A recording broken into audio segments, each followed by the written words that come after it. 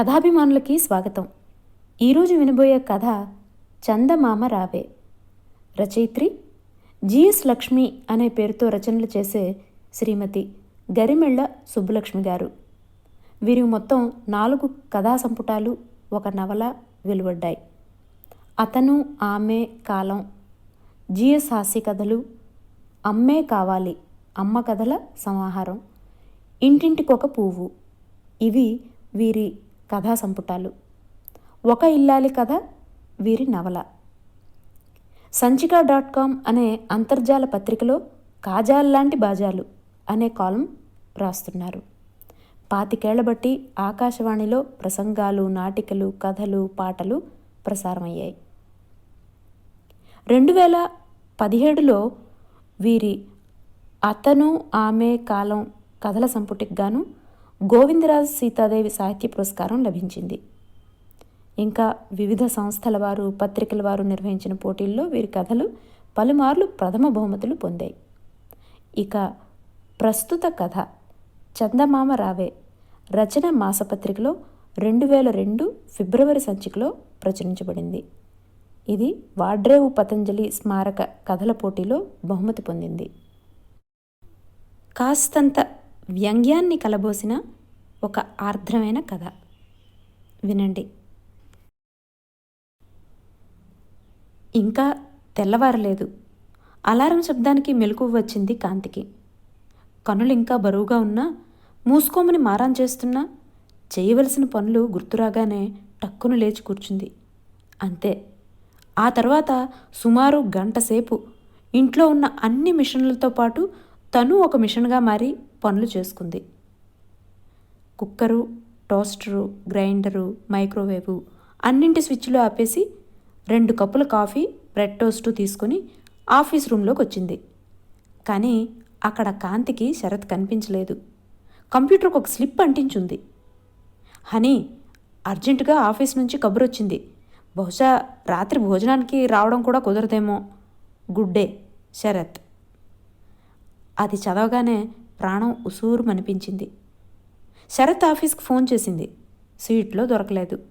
వెంటనే సిస్టమ్ ముందు కూర్చుని అతనికి ఈమెయిల్ ఇచ్చింది. శరత్, నేను నీహాతో మాట్లాడాను. ఆమె 5,000 రూపాయల వరకు డిమాండ్ చేస్తోంది. ఆమె ట్రైనింగ్లో మైత్రి కొడుకు ఐక్యూ బాగా పెరిగిందిట. ఇలైట్ స్కూల్లో సీట్ గ్యారంటీ అని చెప్తోంది. ఒక్కసారి ఆ స్కూల్లో కనుక బున్నీకి సీటు వస్తే ఇక అక్కడి నుంచి డైరెక్ట్గా ప్రొఫెషనల్ కాలేజీకే. ఏమంటావు? శరత్కి ఈమెయిల్ పంపించి హడావుడిగా తయారవుతూ ఆశ ఇంకా రాలేదేమిటా అనుకుంటూ పక్కనే ఉన్న రూమ్లోకి తొంగి చూసింది. అది బున్నీ రూము. పెద్ద పెద్ద సైకాలజిస్టుల పుస్తకాలు చదివి కాంతి, శరత్లిద్దరూ ఆ గదిని తీర్చిదిద్దారు. డక్ షేప్లో ఉన్న బేబీ కాట్ మీద బున్నీ ముడుచుకుని పడుకున్నాడు. బూరి బుగ్గలతో ముద్దొస్తున్న బున్నీని ముద్దు పెట్టుకుందామని ముందుకు అడుగైపోతున్న కాంతి కాలింగ్ బెల్ శబ్దం విని గుమ్మం వైపు నడిచింది. బున్నీని చూసుకుందుకు ఆశ ఇంట్లో అడుగు పెట్టడం, కాంతి కైనటిక్ హోండా స్టార్ట్ చేసి ఆఫీస్కు బయలుదేరడం ఒక్కసారే జరిగాయి. కాంతి, శరత్ ఇద్దరూ సాఫ్ట్వేర్ ఇంజనీర్లే. అందివచ్చిన అవకాశాలను అందుకొని మంచి కెరియర్స్ బిల్డప్ చేసుకున్నారిద్దరు. ఈలోగా బున్నీ పుట్టాడు. వాడి వలన కాంతి కెరియర్లో ఒక అడుగు వెనకబడింది. బున్నీ ఎప్పుడు ఫుల్ టైం స్కూల్కి పెడతాడా, ఎప్పుడు మళ్ళీ కెరియర్లో ఎదగడానికి వీలవుతుందా అని కాంతి రోజులు లెక్క పెడుతోంది. అంటే బున్నీని చూడలేక కాదు, వాడిని భవిష్యత్తులో మంచి స్కూల్లో, కాలేజీలో చదివించడానికి బోల్డు డబ్బు కావాలి. మరి ఇద్దరిలో ఒకరి సంపాదనతో ఇల్లు నడుపుకుంటే మరొకరి సంపాదన బున్నీ చదువుకి పనికొస్తుందని కాంతి, శరతుల ఉద్దేశం. బున్నీ భవిష్యత్తు ఉజ్వలంగా ఉండడం కోసం వారిద్దరూ ఎంత కష్టపడ్డానికైనా సిద్ధంగా ఉన్నారు. కావాలంటే కాంతి తల్లిదండ్రులు కానీ, శరత్ తల్లిదండ్రులు కానీ వచ్చి బున్నీ ఆలనా పాలనా చూసే వీలుంది. కానీ వారు అలా ఉండడం లేదు. పిల్లలు వాళ్ళ బ్రతుకులు వాళ్ళు బ్రతుకుతున్నారు. వాళ్ళకు కావాల్సినట్లు వాళ్ళ బాబుని పెంచుకుంటున్నారు. మనం మధ్యలో దూరడం సంస్కారం కాదు అని అభిప్రాయపడ్డారు. వారిని వచ్చి బున్నీని చూడమండం కాంతి, శరత్తులకు కూడా ఇష్టం లేదు. ఇన్ని రోజులకి బాధ్యతలు తీరి రెస్ట్ తీసుకునే వాళ్ళని ఇబ్బంది పెట్టడం భావ్యం కాదని ఒకవైపు, అతి గారాబం చేసి మనవడిని డిసిప్లిన్ లేకుండా ఎక్కడ పాడు చేసేస్తారో అని మరోవైపు ఆలోచించి అసలు ఆ ప్రసక్తే తీసుకురాలేదు. అలా అని వాళ్ళిద్దరూ బున్నీ పెంపకంలో ఏ విధమైన లోటు చేయలేదు. పిల్లల పెంపకంలో ట్రైనింగ్ అయిన ఆశాకు నెలకి 2,000 ఇచ్చి బున్నీ సంరక్షణ కోసం పెట్టుకున్నారు. కాంత్ ఆఫీస్ నుంచి రావడం మరికొంత లేట్ అయితే ఓవర్ టైం ఇవ్వక తప్పని పరిస్థితి. ఆశ సాధారణంగా ఓవర్ టైం తీసుకుంటూనే ఉంటుంది. కాంతి ఉద్యోగం అటువంటిది. మరి 2 ఏళ్ల వయసున్న బున్ని వయసుకు తగ్గట్టు బూరె బుగ్గలతో, అప్పుడప్పుడే వస్తున్న ముద్దు మాటలతో ముద్దులు మూట కడుతూ ఉంటాడు. ప్రొద్దున వాడిని నిద్రలేపేది ఆశాయే, మళ్ళీ రాత్రి నిద్రపుచ్చేది ఆశాయే. ఆశ చాలా కరెక్ట్ మనిషి. ఎట్టి పరిస్థితుల్లోనూ తన డ్యూటీ మర్చిపోదు. పిల్లలకి ఏ టైంకి ఏం తినిపించాలో, ఏ టైంలో ఎటువంటి ఆటలు ఆడించాలో అన్నీ ట్రైనింగ్లో నేర్చుకుంది. తినడం, మాట్లాడడం, నడవడం, కూర్చోవడం వంటి అన్ని రకాల పద్ధతులు చక్కగా బోధిస్తుంది. బున్నీకి అత్త, అమ్మ అన్న మాటల కన్నా ముందు ప్లీజ్, థ్యాంకు అన్న మాటలు వచ్చాయంటే ఆ ఘనతంతా ఆశాదే. కాంతి శరతులిద్దరూ బున్నీ మేనర్స్కి ముగ్ధులవుతూ ఉంటారు. తామిద్దరూ పెద్దవాళ్ళయ్యాక కావాలని నేర్చుకున్న మాటలన్నీ బున్ని చిలక పలుకుల్లా పలుకుతుంటే వారికెంత గర్వంగా ఉంటుందో. ఆశ ప్రతిరోజు సాయంత్రం బున్ని గురించి రిపోర్ట్ ఇస్తూ ఉంటుంది. కాంతి ఆఫీస్కు వెళ్ళగానే ఆశ బున్ని రూంలోకి వెళ్ళి చూసింది. మంచి నిద్రలో ఉన్నాడు. టైం చూసింది. ఈ టైం దాటితే ఇంక నిద్రపోకూడదు అనుకుంటూ వాణ్ణి బలవంతంగా నిద్రలేపి బ్రష్ చేయించి, స్నానం చేయించి, బట్టలు మార్చి, జుట్టు దువ్వి తీసుకొచ్చి డైనింగ్ చైర్లో కూర్చోపెట్టింది. ప్లాంక్ ముందుకు లాగి బౌల్లో కార్న్ఫ్లేక్స్ కొలిచి వేసి, కొలత ప్రకారం పాలు పోసి, స్పూన్ వేసి బున్నీకి అందేలాగా తోసింది. బున్ని నిస్సహాయంగా బౌల్ వంక, ఆశాముఖం వంక చూశాడు. వాడికి బ్రష్ చేసుకుంటున్నప్పుడు ట్యూబ్లో ఉన్న పేస్ట్ అంతా బయటికి నొక్కేయాలని అనిపించింది. స్నానం చేస్తున్నప్పుడు నీళ్ళని చేతులతో టపటపా కొడుతూ ఆ శబ్దాన్ని మరీ మరీ వినాలనిపించింది. కానీ వాడి చేతిలో ఏముంది? ఆశా చేతిలో ఆట బొమ్మలా నీట్గా తయారయ్యి డైనింగ్ చైర్లో కూర్చోవలసి వచ్చింది. బున్నీకి ఏమిటో అంతా విసుగ్గా అనిపిస్తోంది. కమాన్, హ్యావ్ ఇట్. ఆశా గొంతు కమాండింగ్గా వినిపించింది. స్పూన్ తీసుకుని అయిష్టంగానే తినడం మొదలుపెట్టాడు. సగం నోట్లోకి ఎడితే సగం బట్టల మీద పోసుకొని మొత్తానికి అయిందనిపించాడు. బున్ని తనంత తానే తీసుకుని తినడం నేర్చుకోవాలి. ఇంకొకరు పెట్టకూడదు. వాడిలో ఇండివిజువాలిటీ పెరగదు. అందుకే అలా చేసింది ఆశ. కానీ వాడు తినే పద్ధతి ఆమెకేమీ సంతృప్తికరంగా లేదు. అలా ఒళ్ళంతా పోసుకుంటూ తినకూడదు, నీట్గా తినాలి. అందుకే you should know how to eat అని ఓ కామెంట్ పడేసింది. అరటిపండు తీసి బున్నీకి ఇవ్వబోయింది. నో, తల అడ్డంగా ఊపాడు Bunni. What do you want అడిగింది ఆశ. యాపిల్, నోటుకొచ్చిన పేరు చెప్పాడు బున్ని తప్పించుకుందుకు. ఆశ ఫ్రిడ్జ్ తీసి చూస్తే ఎక్కడా యాపిల్స్ కనబడలేదు. వెంటనే కాంతి ఆఫీస్కు ఫోన్ చేసి చెప్పింది బున్ని యాపిల్ అడుగుతున్నాడని. బున్ని ఏది అడిగినా అది వెంటనే తనకు తెలియజేయాలని కాంతి ఆశాకి గట్టిగా చెప్పింది. సైకాలజిస్టుల సలహా ప్రకారం పిల్లలు అడిగినదేది కాదనకూడదని, వాళ్ళు ఏ పని చేస్తున్నా వద్దనకూడదని, వాళ్ళు అడిగినవన్నీ ఇవ్వాలని, లేకపోతే వాళ్ళలో ఒక విధమైన అసంతృప్తి కలుగుతుందని, పెరిగి పెద్దయిన తర్వాత వాళ్ళ పర్సనాలిటీ మీద దాని ప్రభావం ఉంటుందని కాంతి పూర్తిగా నమ్మింది. అందుకే బున్ని యాపిల్ కావాలన్నాడని ఆశ చెప్పగానే ఫ్రూట్ షాప్కి ఫోన్ చేసి ఇంటి అడ్రస్ చెప్పి మంచి యాపిల్స్ పంపమని ఆర్డర్ ఇచ్చేసి మళ్ళీ పనిలో పడిపోయింది. బ్రేక్ఫాస్ట్ అయ్యాక ఆశ బున్నీని వాడి రూమ్లోకి తీసుకెళ్ళి ఆట బొమ్మలన్నీ తీసి వాడి ముందు పరిచింది. అవన్నీ ఎడ్యుకేషనల్ టాయ్స్ అని పేరు తెచ్చుకున్న బొమ్మలు. పిల్లలు ఆటలాడుకుంటూ ఉండగానే వారిలో ఒరిజినాలిటీ, క్రియేటివిటీ, ఐక్యూ ఇవన్నీ పెరగడానికి తయారు చేయబడిన బొమ్మలు. ఆ రోజు బున్ని వేటితో ఆడతాడో పరిశీలించి దాన్ని అనలైజ్ చేసి నిన్నటికి ఇవాళకి వాడి ఐక్యూలో ఇంప్రూవ్మెంట్ ఉందో లేదో సాయంత్రం కాంతికి రిపోర్ట్ ఇవ్వాలి. కానీ బున్ని అసలు బొమ్మల వైపే చూడడం లేదు. వాడి దృష్టి కిటికీలోంచి కనబడుతున్న చెట్టు మీద ఉంది.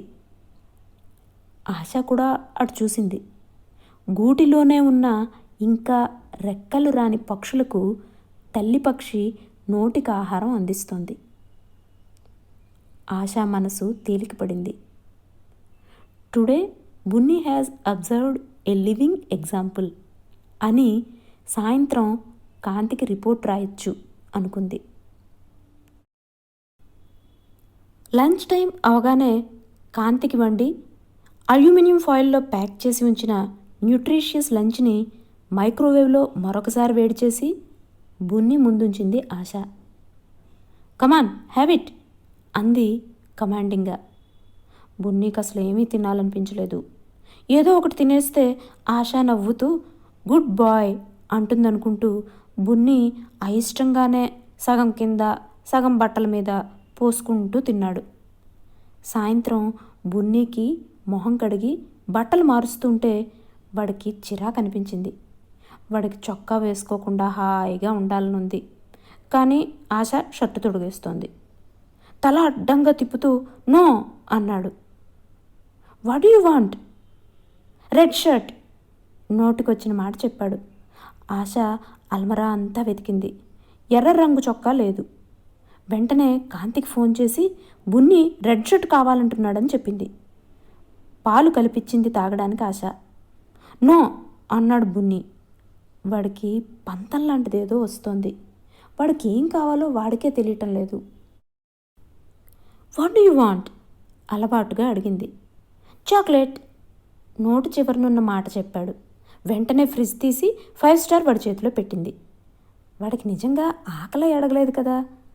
దాన్ని చేతిలో పట్టుకుని ఇల్లంతా తిరుగుతున్నాడు. ఆశ ఏదో మ్యాగజైన్ తీసుకుని అందులో మునిగిపోయింది. 10 నిమిషాలు అయ్యాక బున్ని ఏం చేస్తున్నాడా అని వెతుక్కుంటూ ముందు గదిలోకి వెళ్ళింది. అక్కడ వాడు టీవీకి ఎదురుగా కూర్చుని రిమోట్ బటన్లు నొక్కుతున్నాడు. అమ్మో, బున్ని టీవీ చూస్తే ఇంకేమైనా ఉందా? పిల్లలు టీవీ చూడడం మంచిది కాదని వాడిని ఎత్తుకుని వాడు రూమ్లోకి తీసుకెళ్ళబోయింది. బున్ని ఏడుపు మొదలెట్టాడు. What do you want? అలవాటుగా అడిగింది. వాడు టీవీ వైపు చూపించాడు. ఆశ అటు చూసేసరికి స్క్రీన్ మీద చంద్రుడు కనిపిస్తున్నాడు. You want moon? అడిగింది ఆశ్చర్యంగా. యా అన్నాడు వాడు మరింత ధీమాగా. వెంటనే కాంతికి ఫోన్ చేసింది Asha. Ma'am, Bunny wants moon చాలా మామూలుగా చెప్పింది. వాట్? ఆశ్చర్యపోయింది Kanthi. Yes ma'am, he wants moon తన డ్యూటీగా చెప్పేసింది ఆశ. వెంటనే కాంతి శరత్కి ఫోన్ చేసింది. బున్నికి మూన్ కావాలట విషయం చెప్పింది. శరత్కి కాసేపు ఏమీ అర్థం కాలేదు. నెమ్మదిగా అనలైజ్ చేసుకున్నాడు.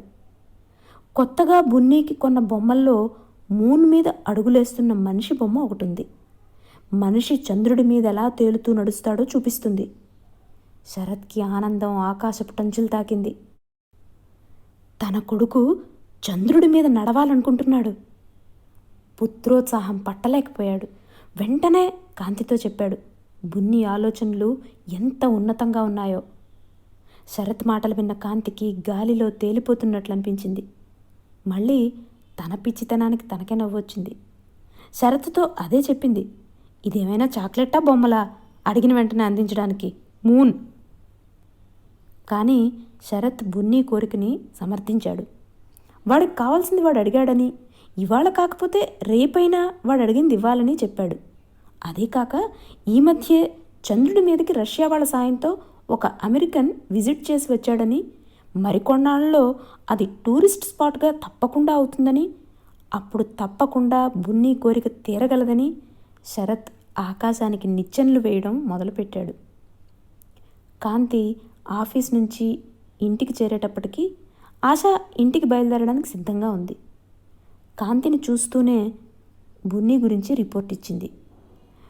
ప్రొద్దుటి నుంచి బ్రేక్ఫాస్ట్, లంచ్ సగం సగమే తిన్నాడని, డిన్నర్ అసలు ముట్టుకోలేదని, మూన్ కోసం చాలా మారాన్ చేశాడని, ఏడుస్తూనే పడుకున్నాడని చెప్పింది.